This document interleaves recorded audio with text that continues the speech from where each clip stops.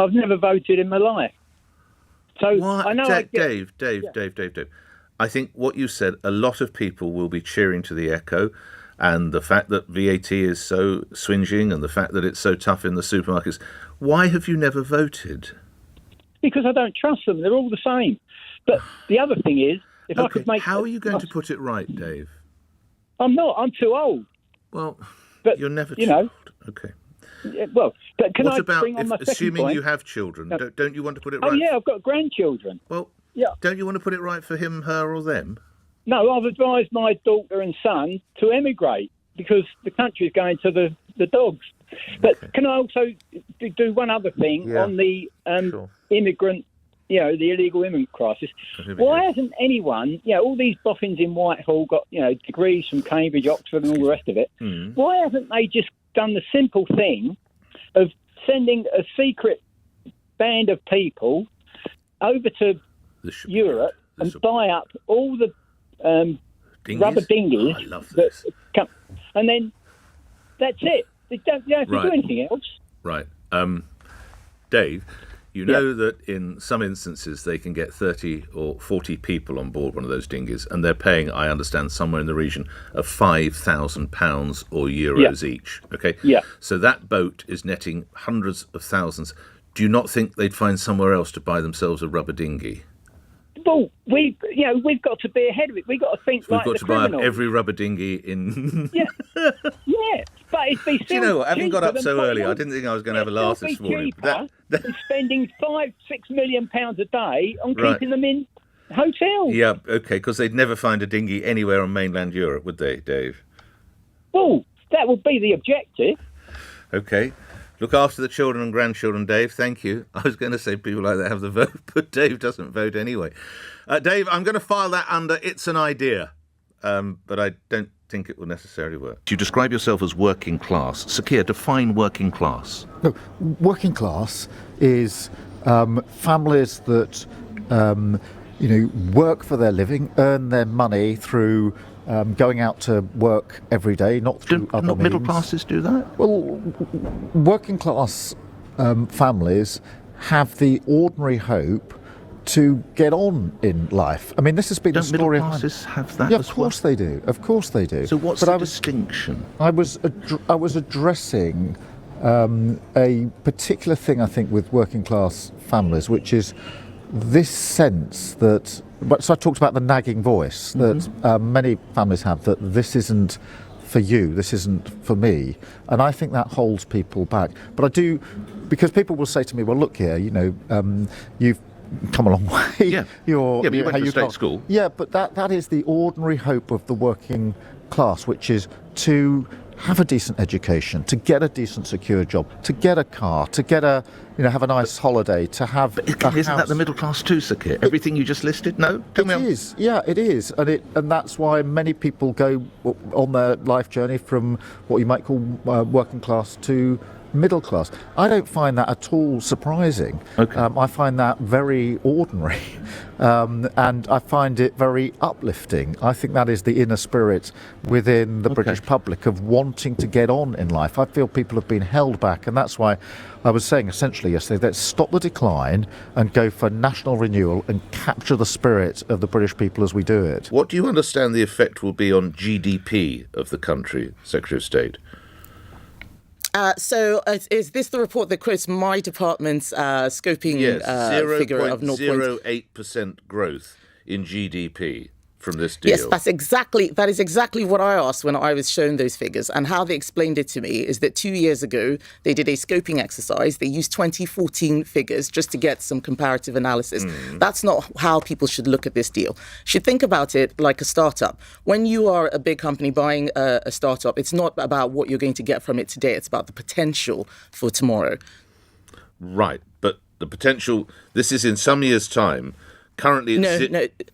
It's 2014. It's 2014 no, but numbers. The effect as growth in years to come could be 0.08% is the number that I'm reading here. If we don't use the deal properly, if nothing changes, if people just continue as they are. So what figures should we be reading?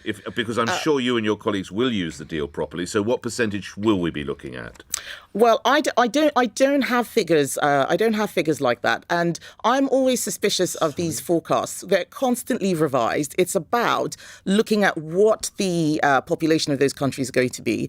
The projection is that CPTPP will be bigger in 2050 than the EU. We're going to be a part of that. Those economies are growing. They're doing well, and we want to be trading freely with them, just as we do with the EU. Indeed, but so we're increasing our market access. Okay, Secretary of State. Just to clarify, we've gone into a deal and we don't know full details of the potential upside. We don't know. We know the potential. So it's not 0. So what is it? 10%? So you can't analyze it that way, Nick. I'm not going into a market and buying fish. You can look at the potential. If we don't use the deal properly, then the figures won't be good. If we use them well, they will be very good. But what is very good? I mean, it's very good. Between 2 and 4%, between 4 and 6%. Yes, but also remember, this depends on which countries join. There's a queue of countries. Some of them may join, some of them won't. So I can't speculate what happens if Ecuador and Costa Rica join. What happens if China joins? All of that could change the scope and the scale. So if what you're trying to get me on is it going to be 0.75 or is it going to be 7.5? I'm sorry, I'm just not going to play that game. Every time politicians come on these shows and give a figure, by the time they've left the room, the figure has changed. What I'm trying to explain is what it is we're doing and why it's important. Thank you very much for speaking to me. I really enjoy your show, but on this occasion I have to disagree a bit with you. I don't think it's a question of that they haven't made their mind up. They have actually made their mind up, in my opinion. What it is they don't buy into the US/NATO narrative on the war. And what is that narrative? The narrative is that Russia invaded a year ago, and that without any proper historical context to it. Having promised they wouldn't. Let me just explain. No, there'll be no explaining. No, okay. I'm getting a little bit tired. People who want to support a regime that factually, it is known, allows soldiers to rape women and abduct children. NATO raped in Afghanistan. Why don't you just look yourself in the mirror? And ask yourself this morning, as we look at a total of 300,000 plus lives lost, Ukrainian and Russian side, why you would reach for the phone to call LBC and start saying that Putin is being in some way, shape or form unfairly treated. He's a brutal dictator who picked a war that he's going to lose and his troops behave in an almost subhuman way. Why, for the love of all that's holy, would you seek to support them? And I bet anything you like now, Chris, we're going to hear about how Britain behaves in the same way. Bet that's what it's going to be. Here we go. Can you allow me to speak? Yeah, here we go. I bet it's going to be behaving in the same way. Go ahead. Oh, no, thank you ever so much. Go on. Basically, India and China have got long experience of, No, that's not answering the question. No. When you got up in the morning and you look yourself in the mirror, ask yourself, why am I supporting a dictator whose troops rape grandmothers? I'm not supporting Putin. Why are you taking his side then? Why are you talking about the what was invasion that he said would never take place? Why? Ask yourself why. Answer it now. US troops were going in. There you go. I knew it. I thought it would be the UK, but in fact it was the US. I bloody well knew it. Yes, US I bloody well knew that. What? I knew you were going to do that.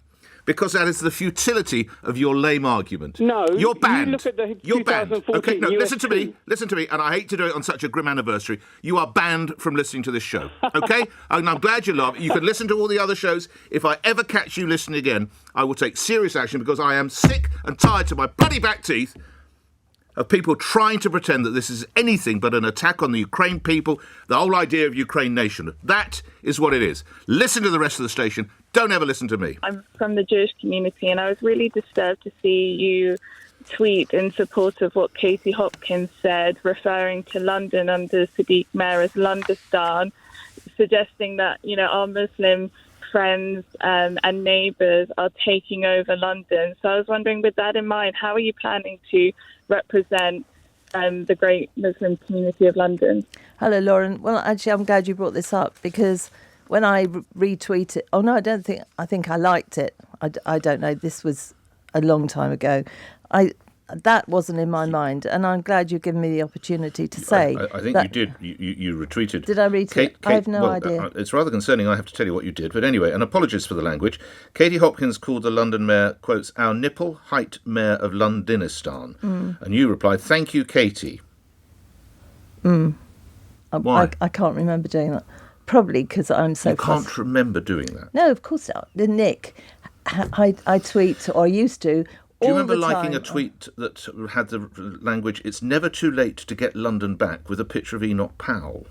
Yes, and I've explained that. It's never too late, which is what I'm saying to you. It is not too late to make London better again. We've got traffic jams left, right and centre. We've got the ULEZ expansion. Are you a fan of Enoch Powell?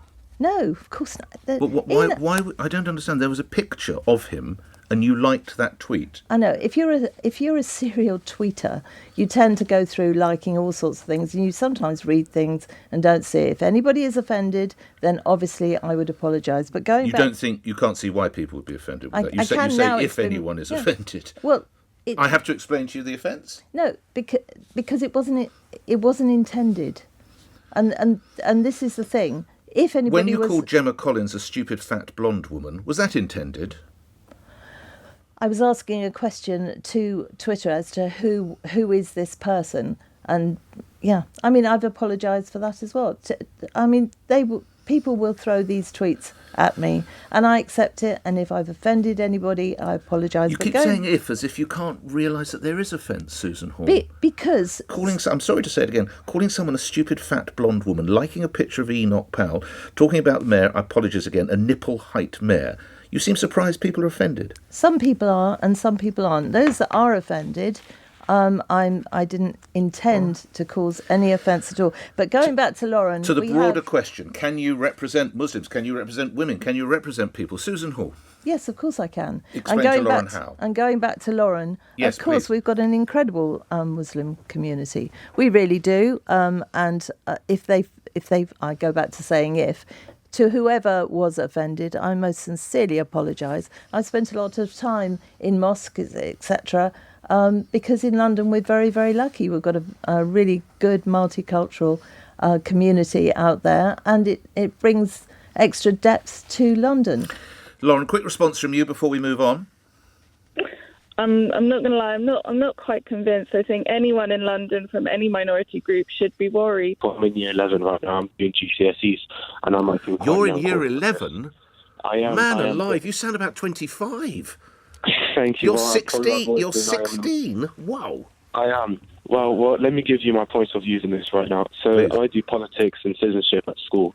And every single day I go to lessons, well, not every single day, but most days I go to lessons, and the teacher, she's a left-winger. She talks about her political views, she talks about how she's a feminist, and whenever we try and contrast anything about it, we'll always return with the same argument of, let's remain civil and everyone is happy that we live in such a nice society.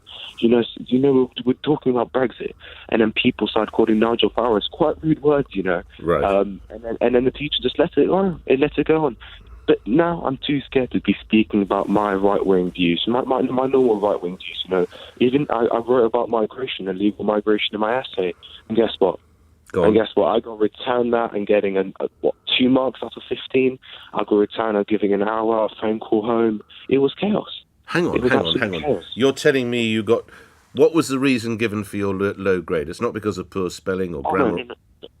Well, it was about apparently in talking about illegal immigration is something that is quite extremist and is quite rude to disadvantaged or ethnic families. Right. So I'm kind of have friends from all over different countries. Sure. I can't speak something for everyone. As a 16-year-old in Streatham, I'm sure you would have lots of friends. Absolutely.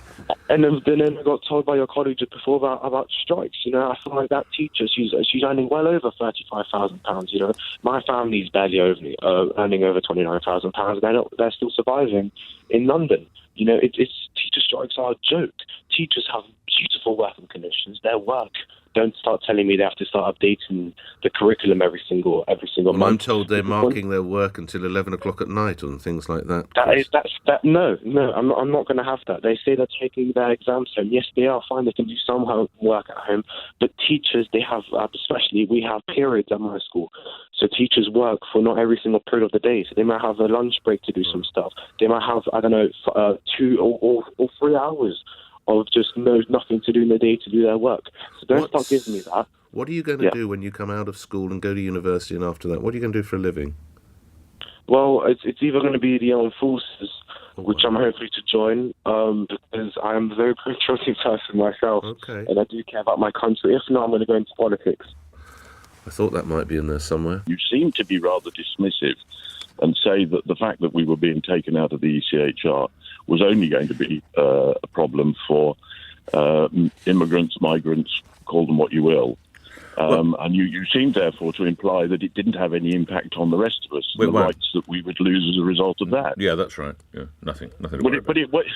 Nick, you've got to, I'm sure you know, there are only 2 countries in the world that have withdrawn from the ECHR, and they're Russia and Belarus. Do we want to be in a situation for the love like of all that? that's holy? Are you saying that? So the mathematical equation equals remove yourself from ECHR equals you become Russia. Come on. What I'm saying is and you are being very dismissive about this, Nick. Yeah. These rights under the European Court of Human Rights apply to all of us in everyday life. When have they helped you? They're being taken away from us. When have they helped you? They help me because I can ring you up and say things like this. And you honestly think they help all of us? The ECHR, hold on, sir. You're telling me that if we were to exit that court, you wouldn't be able to ring me or one of my colleagues. Come on. I'm not saying that, but what I'm saying is that we have lost the right. We have lost the right. You are. I don't know why. Is it because it's got the word European at the front of it? Do you decide that it's a bad thing? Listen, look at my last name. Of course, I like Europe. I love Europe. Nick, dad came from bloody you Europe. campaigned very vociferously to take away my European rights. You've taken away my rights as a European citizen, and now you want to take away my rights under the ECHR. I think you'll find out. And come on, you've got to be straight, Nick. You were wrong on Brexit, and you're wrong on this one. I don't know that I was wrong on Brexit. Certainly, it's not the Brexit. Where have you been living for the last 6 years, Nick? Certainly, it's not the Brexit. Where have you been living? You don't think you were wrong on Brexit? Tim, let me finish. This is not. I totally agree. This is not the Brexit I voted for. I absolutely agree. Which one did you vote for, Nick? The one that Which one was it? The one that I hope would have been carried out, but unfortunately, we've been through so many prime ministers. Which one was it, Nick? Well, I'm not doing that Brexit row again. I'm sorry. No, because you can't. No, I won't. I will absolutely accept. I will absolutely accept that. I doubt that anybody, even Jacob. No. I doubt that even Jacob Rees-Mogg thinks that this is the Brexit he voted for. I am not going to do the Brexit row. This is not LBC 2016. I just cannot bring myself to bloody well do that. What I will debate with you, though, is the ECHR. I'm very happy to do that. Currently, it's the Nick Ferrari show. It's not the Tim from Leatherhead show. You do that. You talk over people. No, here we go. And nobody can hear what I'm saying. So the way it works is you come on and you make some very interesting points, and I respond, and we have a conversation. Now, can we continue along those lines? Great. Now, tell me how. I will try again. Tell me how I'm in any way endangered, or your life is endangered, or any of our families or friends, if we were to leave the ECHR. What is the point in having people phone your programme if you won't let them talk? You tell just me talk over them. You tell get me a how their topic lives. You feel uncomfortable about. Tell me how somebody presses a button. Hold on. That proves that you're wrong, and you don't like it. No, you're going to air at the moment, Tim. You can't handle the truth. We have guns on the... What is it? We defend ourselves? I can't even remember the technical... I'll try one last time. You'd like to live under a military junta, Well, it depends who ran it. If I could, yes. If I could be there dictator, we go. You see, there we go. You say that in jest, Nick, but there's always a little hint of truth in all of that, isn't there? No, I can assure you there's not. I have actually enjoyed our conversation. I'm really sorry we can't debate it, because for you to suggest I hate anything with European in the title is palpable nonsense when you think about it. Zoe Cohen, who's a spokesperson for Just Stop Oil. Why was the Chelsea Flower Show targeted? Good morning. Good morning, Nick. Thank you for having me on. I just want to take issue with the previous speaker. Obviously, it was good that they came on the show, but they were saying that the Chelsea Flower Show doesn't take money from the likes of BP and so on. And yet the sponsors of this garden were ultimately the Royal Canadian Bank, the Royal Bank of Canada, who own the company that sponsored it. And the Royal Bank of Canada have got the dubious title of now being the world's biggest fossil fuel funder. So this is the worst, heinous greenwashing ever. Why did you target the Chelsea Flower Show, though? Well, one reason is because there's appalling greenwashing is going on at something which is supposed to be, a joyful event talking about growing and flowers, etc. And as a plant lover, a gardener and a grower myself, Nick, it's very, very clear, isn't it? We're carrying on as if nothing is going on here. And the last guy you had on was talking about how the show is supporting recycling. We cannot recycle our way out of this disaster. We are in an existential crisis. Your colleagues attacked a sustainable garden. They didn't attack anything, Nick. They put biodegradable cornstarch. They could be charged with criminal. I'm sorry. So if they face potential charges of criminal damage, I think I can call that an attack. What would you call it?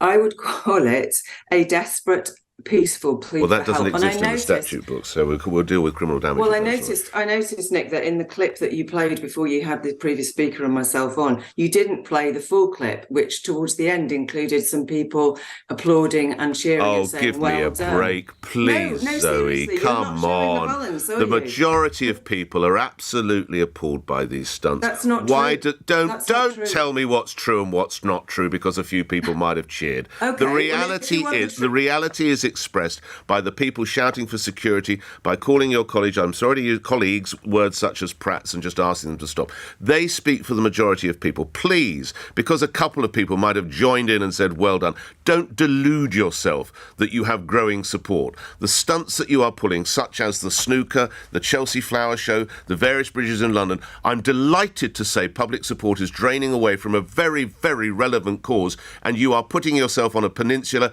and you deserve it. You are at odds with the public. Will you, for the sake of sanity, stop? We will stop when the government make a statement. We will stop when the government make a statement. Do you honestly think, Ms. Cohen, do you honestly think Rishi Sunak will think, oh my God, the Chelsea Flower Show has been attacked by orange paint or dye or whatever it is, cornstarch. I must take action today. Are you that deluded? We're not deluded. We know that unless we cause disruptive action, you guys don't talk about the climate crisis. You don't. We talk about it all the time. The argument is one. No, you don't. Why disrupt? Why can three people choose to disrupt the enjoyment of thousands? Nick, I'm glad you laugh. I'm glad you think it's funny. I'm glad you think it's funny because I'm sure the Royal Bank of Canada can afford it. I'm absolutely sure. But the people, the men and women who've toiled many, many hours to put that together, and the people who might like to have seen it, I read that some of it is now permanently damaged. I'm glad you think it's funny because it's people efforts that you've destroyed. How much did you cover the news last week that the world's leading scientists say that we're going to go past the very dangerous 1.5 degree No, why don't you answer my by question first, respectfully, Ms. Cohen? Why don't you answer my question first? Why can three people destroy the enjoyment of thousands? And then I'll answer your question. Because billions of people are going to be put outside the conditions that are livable in the lifetime of children. It is like a faith, isn't it? It's like no. Can I ask you finally? It's like believing that smoking causes cancer, which it does. Can I ask you finally, if the courts actually woke up to this, and I know that one of your colleagues, Stephanie Golder, is a repeat offender, would putting these people behind bars stop this, do you imagine, Ms. Cohen? No, of course it won't. What do you expect people to do? When they know what's not disrupt the enjoyment of thousands, that's what I expect people to do. Thousands who attend and millions who watch on TV. Sorry, a final word to you. Have you seen what's happening in Emilia-Romagna in northern Italy at the moment? The lives. These are this is the flooding. Just to explain to my listeners. Yeah, go ahead. Absolutely, tens of thousands of people have been evacuated. I recently met a lovely young woman, an Italian woman, whose family. From that area. She had tears in her eyes when she told me that her family and their whole home are being flooded out and there was nothing she could do about it. Okay. What do you think a little bit of biodegradable cornstarch on a garden funded by greenwashing fossil fuel funders is worse than that? All right. Do you really think that, Nick? Well, I think I've made my feelings, but I find it reprehensible that a small group of people can cause such upset to so many thousands. But we've had our discussion. I'm grateful for you coming forward. Thank you, Zoe Cohen. We've lost good council leaders, councillors, so it's been a difficult night for us overall. But what do you put it down to? Well, look, I think in many cases it's local factors. In many cases it's a classic sort of midterm government unpopularity. Clearly, last year was a very difficult year for the whole country, for the whole party. After Putin's invasion of Ukraine, the spike in energy prices, the big rise in inflation, people are still dealing with the consequences of that. What I am clear about, though, is that we've lost some good councillors. Mr. Hans, you're surely not blaming Vladimir Putin for losing control of Medway Council after 23 years? Well, I'm saying the backdrop to these elections has not been the best. Would that be everyone on strike, nurses, teachers, picket lines? Do you think that plays a role, Mr. Hans? Well, that's, again, driven by the higher inflation. That's one of the reasons why Rishi Sunak and the whole government are getting on with delivering on what we call the 5 priorities, which are halving inflation, restoring growth, cutting the debt, reducing hospital waiting lists, and stopping the boats. Those are our priorities. Those are what I think the people's priorities are. That is what we will crack on with delivering. If you acknowledge, as I'm sure you do as chairman, that the starting point was the historic low bar of the situation of 2019, how is it possible to have sunk even lower? Well, that isn't. I disagree with the premise in your question. The Conservatives were the largest party of local government going into these elections. There were more Conservative seats. They were so bad. Your leader quit. There were more Conservative seats up last night than Labour and Lib Dem seats put together. So clearly the Conservatives had more to lose. What I would say, if I might, Nick, is that Labour under Sir Keir Starmer aren't showing the comprehensive sort of breakthrough that you and I would remember from Tony Blair in 1995. Labour... You're not seriously seeking to deflect the situation in which you'll find yourself by saying Labour are having a bad night, are you, Mr. Hans? Well, I'm saying that Labour aren't winning in the sort of places that they need to be winning in, Nick. Like, for example, the Conservatives have gained seats in Peterborough, gained seats in Sandwell, and lost Medway, and lost Windsor. Come along, Mr. You and I have known each other long enough, please. We have, but I'm giving examples of seats that Jeremy Corbyn won in 2017. Jeremy Corbyn won Peterborough. Jeremy Corbyn won West Bromwich. Jeremy Corbyn won Bassetlaw. And Sir Keir Starmer is not winning those places back. The Conservatives gained seats in all 3 of those councils last night. So I'm saying, of course, it's a disappointing night for the Conservatives, but I'm also saying it's not a clear-cut win for Sir Keir Starmer and Labour. In 1995, the year before that, a general election that you and I remember well, the Conservatives lost 1,900 seats. Labour gained 1,600 seats. I don't think we'll see anything like that from yesterday's results. Tuesday, the Prime Minister was asked about HS2, and he said he would not be bounced into making a quick decision. Less than 24 hours later, he was standing up at the conference and revealing a 40-page prospectus for Network North, also subtitled Transforming British Transport. 40 pages? I doubt that was done with a late-night session, an all-nighter in the Midland Hotel. Do you? And sadly, it's starting to unravel. We've already told you a little bit about the HS2. Here's some others. The front-page map of the prospectus puts Manchester where Preston is. They've got the cities wrong. It says new funding to Greater Manchester could see the Metrolink tram network extended to Manchester Airport. That was opened in 2014. Labour analysis of Sunak's promises found the vast majority, 85%, have already been promised or committed to already during 13 years in power. In a video to promote Network North, Sunak said he would quadruple the number of trains between Sheffield and Leeds. Travel journalist Simon Calder from The Independent pointed out there are already 5 per hour each way. 5 per hour. If he quadruple, they'll be queuing up. The trains will be waiting for the passengers. Who put this together? Was this a primary school project? Dear God. There are 10 of them that The Guardian highlight. I'll finish with one.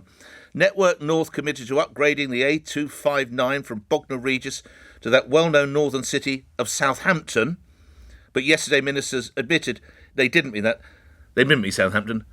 They meant Littlehampton, which is still on the south coast, 45 miles away. So I very rarely call in, well, if ever, actually, to radio shows. Okay. It's not my thing. But I feel so strongly about what's going on, and I've been following it very closely for a year. Yeah. And I've read an awful lot. I've read around the subject. There isn't much information out there. We get an information blackout in the British media most of the time, and people talk about nonsense, absolute nonsense. But anyway, I'm getting so annoyed about it that I'm actually considering, despite being ultra busy and having health problems, I'm sorry to hear that. Go, well, not massive ones, but still, I'm going to go to London to march with the Stop the War Coalition on Saturday. Ah, right. Because I feel so strongly about these fighter jets. I'm totally against it. How is Putin himself has threatened no fewer than 35 times to nuke the UK. How is the war to be resolved?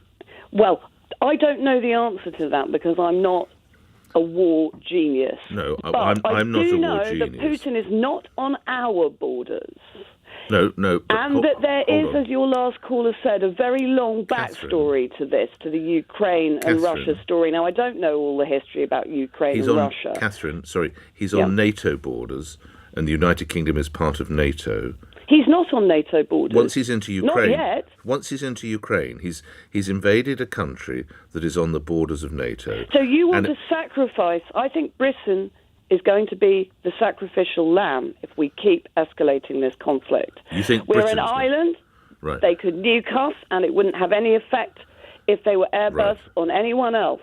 They could do that, and they could just seal us off and leave us. They are not. We're in line for Catherine, it before the USA, and if you think the USA... They are not going to nuke the United Kingdom. Wrong. They're not going to. And while I understand you feel strongly about that, I do. Do you not feel strongly about maternity hospitals being bombed by Putin? I do, but I think we should solve it by sending more support and aid. I'd get on a. I'd go. So more charity workers to get bombed, Catherine. People should go out there and help. And then get bombed. Evacuate them. You can't evacuate people from a nuclear war. Where are we going to put them once you evacuate them from Well, it's better to evacuate people there but where do than they leave go? them to die. Where do they go? There are places they can go. Where?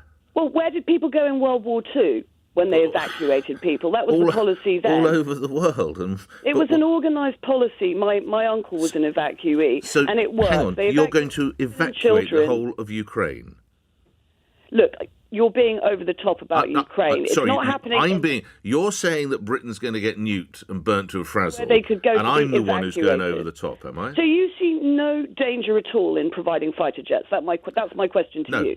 No, it's the way it's going to end it. How can you justify end? Yeah. It will end very abruptly if it goes the wrong way, won't it? It won't go the wrong way. It won't go the wrong way. How do you know that? How are you confident of that? Fill me with some hope. Absolutely, because you can see that Russia's not on the back foot, but their air force is depleted. The NATO air, if you put all the countries together, has far better aircraft. Once you give Ukraine control of its airspace, it'll be game over. And they won't get maternity hospitals bombed, and they won't be raping the women to try and subjugate the local population. And I rather support that, but I'm not sure you do. I do. I think it's so disgusting that people like you make people like me feel guilty about worrying about Britain's national security by coming up with this line that I am some horrible person that supports people being raped. I mean, for God's sake, I'm a woman. Why on earth would I support that? I've never said you support that. I'm also an animal lover. There are animals that people never talk about in Ukraine as well. They have to be combated. They have to be stopped from bombing maternity hospitals, bombing schools, and raping the women. And I agree with that. So how could anyone disagree? But I do think we're playing a very dangerous game. And that's why a lot of intellectuals disagree with sending fighter jets. It's not just me, an ordinary member of the public. Would you go over there? I would go over there to help, yeah. To prove my point, I'll go over there and pack my bags tomorrow and go over there. And help and try and help evacuate people with a plan to evacuate and a plan to help humanitarian aid up that, not warmongering. I mean, I'm fat because I drink too much red wine and I don't exercise enough. That's not true. That's absolutely not true. How do you know my red wine consumption? Well, I mean, you're absolutely right. How much red wine you choose to drink is really up to you. But you are not you're not fat because of what you eat and how much exercise you do. That is the line that everybody is led to believe. But there is... Doctor, if I left you now and ran up and down Leicester Square for 3 hours and then went home and had a piece of lettuce and then came in and did the same tomorrow and the day after that and the day after that, I would start to look like a supermodel. Only for a few months, and then you would stop. In fact, you would start regaining weight within the first year, even if you only ate lettuce and ran around Leicester Square for 3 hours. That is a fact. That's not fiction. That is a absolute fact. Even if you took that skinny jab that's out on the market now, you'd still end up gaining weight. I think it's called Ozempic, isn't it? Ozempic. You would end up gaining the weight. That is how the body works. The body will always return you to your natural set point weight. What are we going to... Well, you might argue, Doctor, we don't need to do anything then. You don't mind, and I'm going to use the word, I don't mean to be offensive to you, you don't mind fat kids going to school embarking? Absolutely not. I mind the fact that children are not... But they're more likely to die. I hate to tell a doctor their job, but they're more likely to die, aren't they? That's not true. There's absolutely no evidence to show that. I'm sorry. I have been doing... You don't have to apologise. For a long time. I know what the evidence says, and there is literally no evidence that weight loss is going to benefit anybody's health, whether they're a child or an adult. You can tell me that I'm wrong. Doctor, I'm obviously putting more pressure on my heart than, say, Arsene Wenger or someone else who's roughly in my age, because I carry so much weight. That's a fact. Well, actually, that's the opposite of true. People who do people who have access to a lot of exercise have been shown to have higher blood pressures and increased strain on their heart. So that's not actually true. But you are talking about things that you have learned in the media. You are not talking about facts. I have been looking at the facts and the evidence for some time, and I know what it says. I'm willing to stake my medical career on the fact that that the lies that we've been sold about obesity, especially childhood obesity, are not true. They are there to benefit the weight loss industry, not to benefit children. If we want to improve the health of children, I absolutely agree that we need to make sure that they have access to clean spaces and green spaces and better nutrition, etc. But telling them that they're fat and they need to lose weight is not going to solve a single thing. It's causing a massive debate in our household. I can be quite opinionated in my point of view as much as she can. So she waited until Friday to tell me that she was striking, purely because she didn't want me to argue with her. Right. She's asked me to get on board with her point of view, so I've taken what she said. Now, she said it's for the kids, so that they can have better school supplies and everything else. Everything I've then gone away, read about it, listened about it to LBC, looked online, and everything points to teachers wanting more wages. So I've gone back to her, and she said, well, they're taking the 5% pay rise out of the school budget. As I've informed her, a business will run and take wages out of a budget that they have set for the year. Yes. And of course, it's then going to affect the kids because they then can't afford some of the supplies they need. So realistically, I've said to her, if you were arguing for more funding for the school kids, I would probably be more on board with it. She's on 40 grand a year, near enough. Right. Which is more than I'm on. I'm a lorry driver. Right. So she's the breadwinner, fair enough, not a problem. But she has a lot of holiday throughout the year. Which, again, that's the career. Oh, my God, teachers are going to be... You're a brave man, because when you say that, they go bloody nuts at me, I tell you. But go ahead, you're married to one, go on. I live on the edge. You do. You can get in your truck and drive off to Aberdeen for a few days.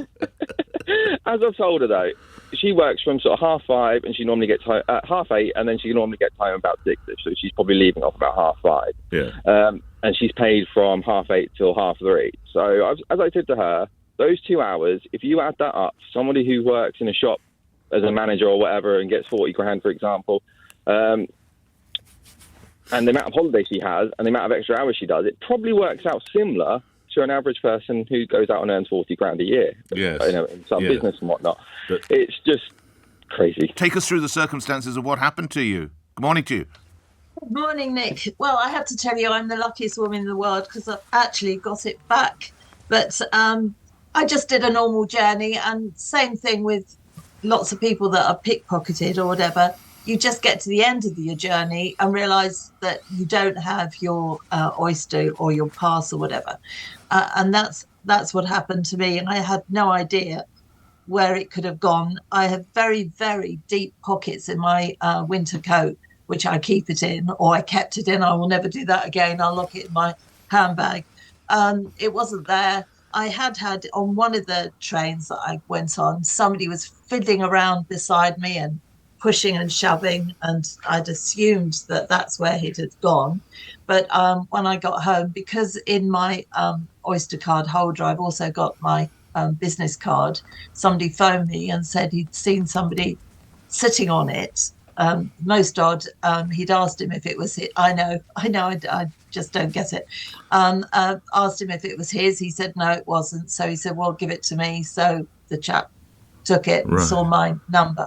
So I'm very, very lucky. Let's just get a couple of details here, if we may. Susan, where did you board the tube and where were you going? Westminster back to Pinner. So Jubilee line and then onto the Metropolitan line. What sort of time of day was it? Oh, this was mid-afternoon. How crowded was the tube carriage? Not like it is in the morning. I mean, people were standing, but. And you get home, presumably, you go to get your oyster, presumably, to get off the train. That's when you go to you get off the train, you get to the barrier, and suddenly you realise you've been robbed. Well, you realise it's not where it was, and you have no idea what's happened.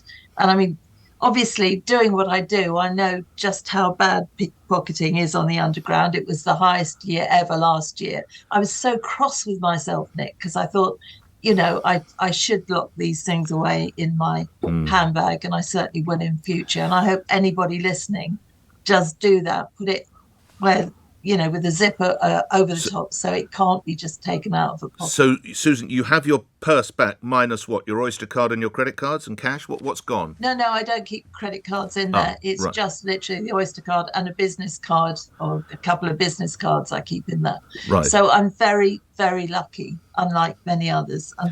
The Oyster card's gone and your cash has gone? No, the Oyster card was still in there. Oh, you've got everything. I only keep the Oyster card in there. I see. And the cash was still in there? There was some cash in there, and that was still there.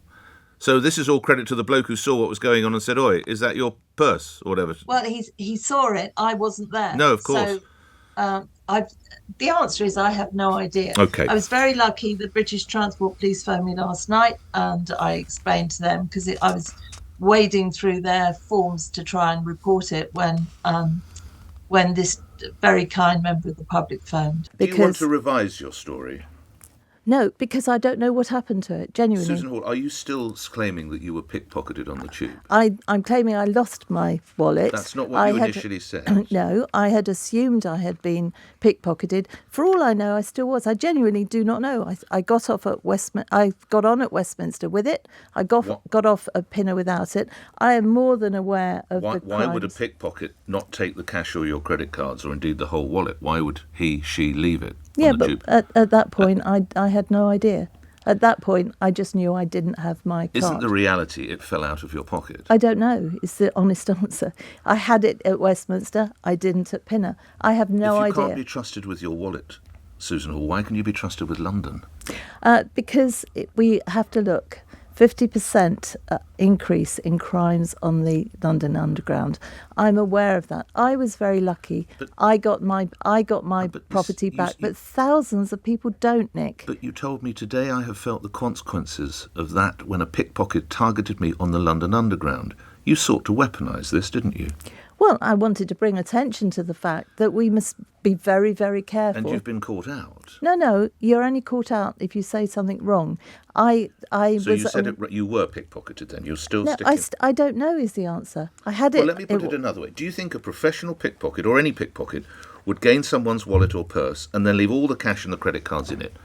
The truth is I have no idea. I had it at Westminster. You don't know. So you've just been talking about how you'll get tough on crime. Yeah. And you think pickpockets might be in the practice of stealing wallets and then not taking the cash. I know that pickpockets are on the Underground and it's gone up by 50%. That is what we should be concentrating on. I was exceptionally lucky. I got mine back.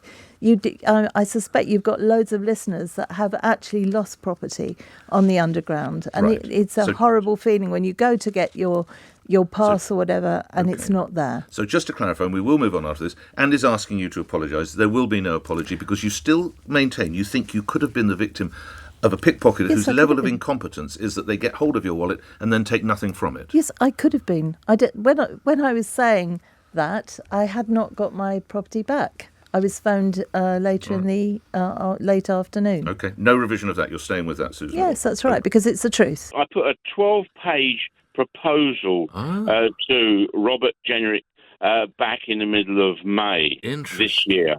Yeah. How are you going to précis those 12 pages for me, though? Because I haven't got time to hear it all. No. I can do it. I can do it quickly. Oh, brilliant. I've been in touch with the Royal National Lifeboat Institution. Oh. They have offered me up to 6 lifeboats. These are Trent lifeboats that they are taking out of service. They are able to offer them to me. What do you want them for? I want to patrol. The only way of dealing with the boat problem is to patrol the English Channel 24 hours. Doesn't the Border Force do that? Well, I don't think they are. I think they are working with. They are only going out, as it were, when the Coast Guard tells them that there are blips on the radar. Okay. So you're going to have 6. And what are you going to do on these patrols? You find a migrant craft, a migrant dinghy. What are you going to do? Yeah. Well, under SARS, Safety and Rescue, the code is when you have a situation like we had in the Mediterranean, you get a boat in distress, you're at liberty, you're to go to speed to pick up the people that are in I think that's what the Border Force does. So what are you going to do with them when you get to them? Well, under SARS is the skipper who picks them up, who decides a safe place to return them. And I say they have to be returned to the places where they've sailed from. But hang on, if they're 5 miles off Folkestone, you're not going to take them all the way back to France. They're in English waters, aren't they? Well, no. Well, they are, respectfully. No. Well, I know what you mean. But my patrol would be patrolling on the fringe of the international waters between France and the UK. Therefore, but they're not going to allow you to land your vessels on Calais, on French soil. If you're travelling 11 miles out, let's just say, I know it varies, but let's say the channel is 22 miles, just for the purpose of debate. So you've got your patrol boats running at just short of 11 miles, okay? Yeah. They're not going to let you take the boat back to Calais. No, but the boats aren't coming from the Calais port itself. No. Sorry, back to the beaches. Yeah, the French won't accept them, will they? This is the problem. We know that the French actually do it the other way. They make sure they get it to the halfway point and then turn round. Well, this is the problem, and this is why the situation won't change because the Prime Minister's so much into bed with Macron that he won't get on and build that detention centre so that we can return them to the beaches. We haven't got permission to build it, Michael. You mean in France? Do you mean in France? We've just given them 500 million, haven't we? 480, the other week. 480 million. Yeah. We've given them 500 million to get on with that, and Macron's still saying, well, it's going to take a couple of years to do it. Well, even the British government say it's 5 years. Let us know how your flotilla goes. I mean, certainly it's an idea. We'll put it down as an idea. I think there might be a few things that might sink it, but good luck.